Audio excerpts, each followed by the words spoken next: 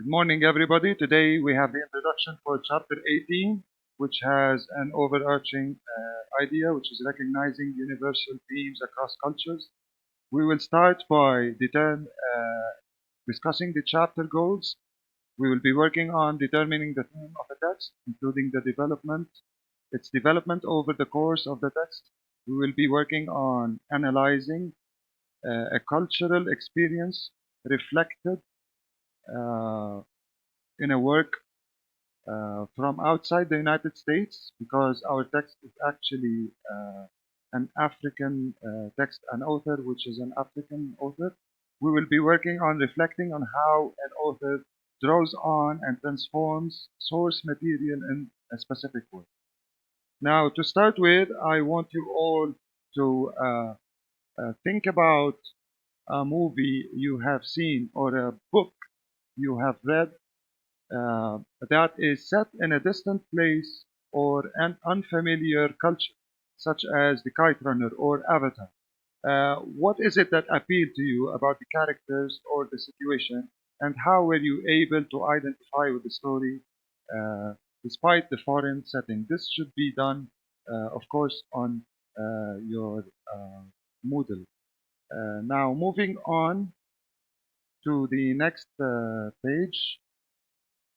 We'll be also working on two questions which are also connected with you connecting with the text.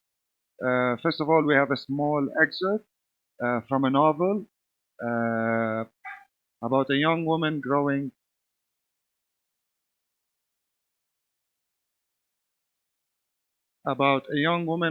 in Nigeria um, in the 1950s. Uh, I would like you to read this small excerpt and on Moodle, of course, answer the questions connected to it, the two questions connected to it. What universal human experience does this excerpt describe? You underline words and phrases that support your answer for this question. And also, you have to annotate on your book.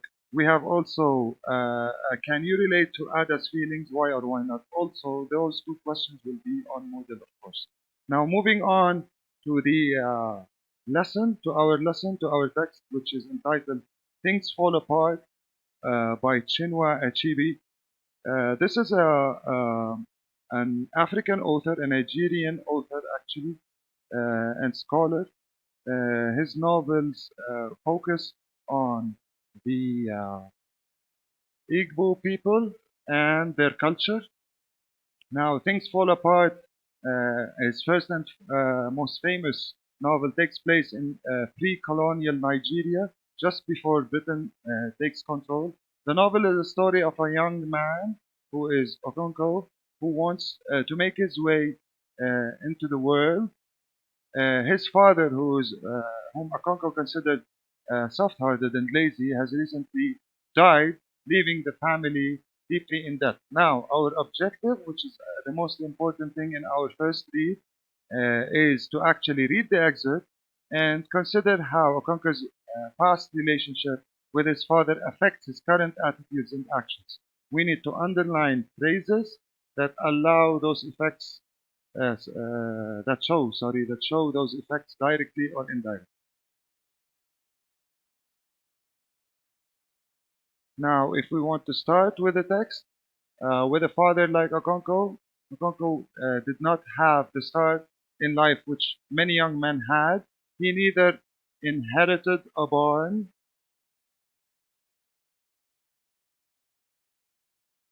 nor a title, nor even a young wife. So this is an important part in the text that we should look at, because this is connected with his late father also.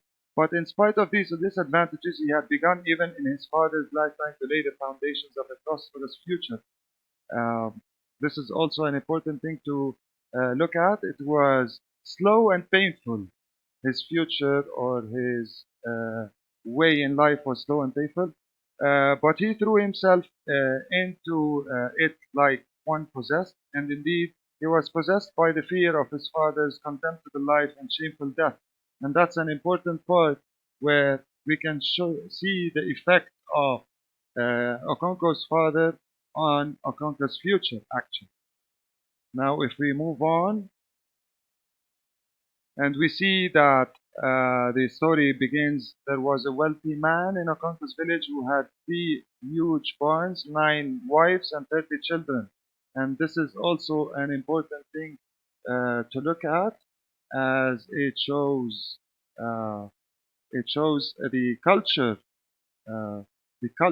of the country Okonkwo was living in, and it shows also that people there have their own um, things, like having a lot of wives, having a lot of children.